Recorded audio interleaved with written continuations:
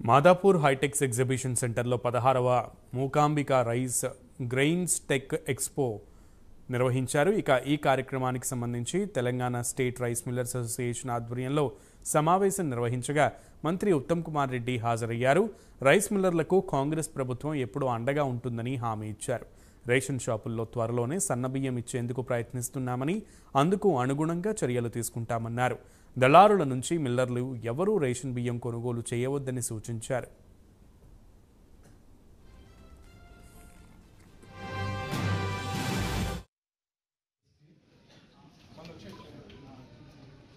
రాష్ట్ర rice millers అధ్యక్షుడు మిత్రుడు గంప నాగేందర్ గారికి, తూడి దేవేందర్ రెడ్డి గారికి, మోహన్ రెడ్డి గారికి, ప్రభాకర్ రావు గారికి, వేదిక మీద పెద్దలందరికీ, నా ఎంబడి వచ్చిన మిత్రుడు Warangal urban development authority chairman Inagala Venkataramareddy గారికి, అదేవిధంగా ఇక్కడ విచ్చేసిన ఈ ఎక్స్పోలో పార్టిసిపేట్ అవుతున్న rice millers, traders, machinery suppliers అందరికి కూడా నమస్కారం తెలియజేస్తూ, ఆర్గనైజర్స్కి,